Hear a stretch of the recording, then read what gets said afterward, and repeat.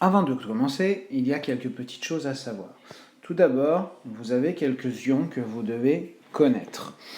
Alors, le cuivre, par exemple, dans son symbole, c'est U, et sa charge, c'est 2+, comme vous pouvez le voir ici. Eh bien, cette charge de 2+, il faut la savoir pour le cuivre.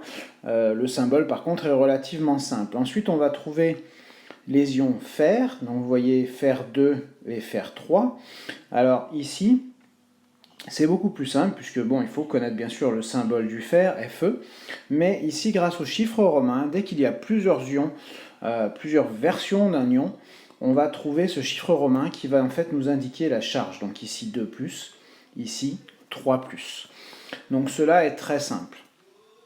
Ensuite, on va trouver des faux amis, tels qui sont le chlorure et le sodium. Et vous voyez que le chlorure, contrairement à ce que l'on pourrait penser, son symbole n'est pas CH, mais Cl. Et le sodium, là, c'est très différent. Au lieu d'être SO, c'est Na. Leurs charges aussi sont à savoir. Alors, le chlorure, c'est Cl-. Le terme ure ici, et j'y reviendrai, nous permet d'indiquer qu'il s'agit d'un ion négatif. Et dans le cas du chlore, il n'y a qu'un seul moins. Dès qu'on a le nom lui-même de l'élément, de l'atome correspondant, c'est un ion positif, sodium, positif, fer, positif, cuivre, positif. Dès qu'il y a la terminaison ure, c'est un ion négatif. Donc ça peut être un bon indicateur pour se souvenir. Bien. Il y a aussi quelques ions que l'on appelle complexes, que vous allez rencontrer, ceux-là ne sont pas à savoir.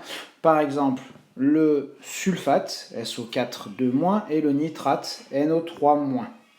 Donc ici, le sulfate, c'est tout simplement une sorte de molécule.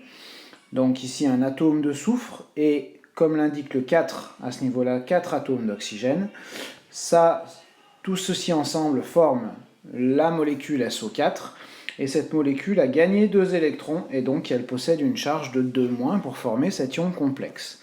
Même chose pour le nitrate, où on va trouver un atome d'azote ici, 3 atomes d'oxygène comme nous l'indique cette partie, et cet ensemble a gagné 1 électron, ce qui lui donne une charge moins.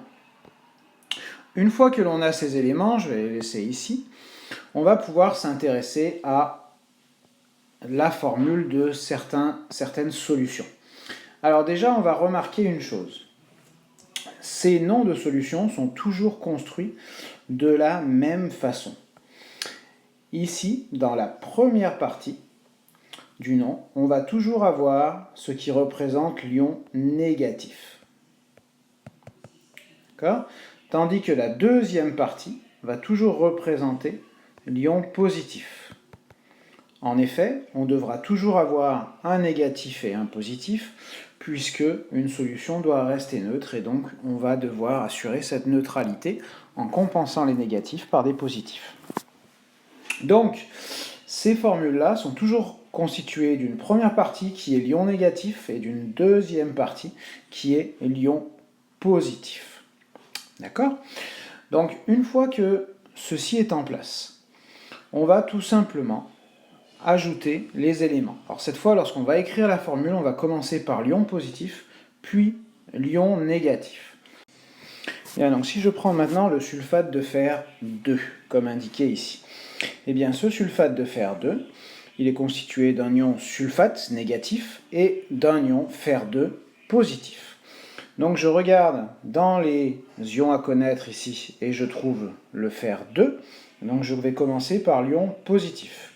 Donc je vais tout simplement écrire sa formule, Fe2+, et je vais rajouter à ça, et je représente ceci par un signe plus, l'ion sulfate que je vais trouver là. Donc je le recopie à cet endroit-là. Je mets tout ceci entre parenthèses et j'ai tout simplement écrit la formule. On va passer maintenant au chlorure de fer 3. Donc le chlorure de fer 3, comme vous le voyez, la partie négative, la première partie ici, c'est l'ion chlorure, donc Cl-, et la partie positive, ça va être l'ion fer 3, qu'on va trouver ici, Fe3+. Donc, on va tout simplement pouvoir recopier cela, Fe3+, plus l'ion chlorure, c'est-à-dire Cl-. Mais là, je mets les parenthèses, je me retrouve face à un petit problème, c'est que, comme vous pouvez le voir, ici, j'ai 3 charges positives, alors qu'ici, je n'ai qu'une charge négative. Donc ça, ce n'est pas possible, la nature ne peut pas ne pas être neutre, donc il va falloir assurer cette neutralité. Je ne peux pas, ici, mettre un 3 à cet endroit-là, devant le moins, qui me permettrait de compenser, car l'ion chlorure est l'ion Cl-. Je ne peux pas changer ça.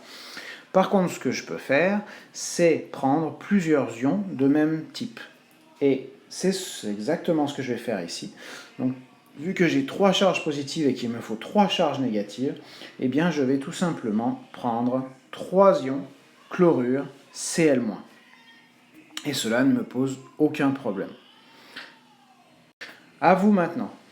Donc vous devez faire le nitrate de cuivre, avec l'ion nitrate que vous trouverez ici et l'ion cuivre que vous trouverez là-haut.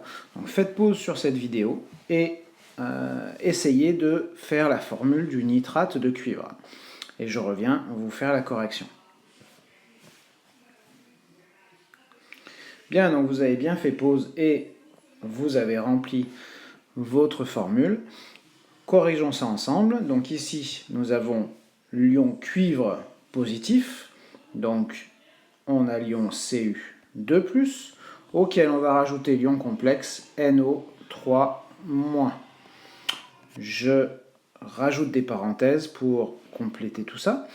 Et je m'aperçois ici que j'ai 2 charges positives, alors que je n'ai qu'une charge négative sur le nitrate. Il va donc falloir que je prenne 2 ions nitrate pour assurer la neutralité.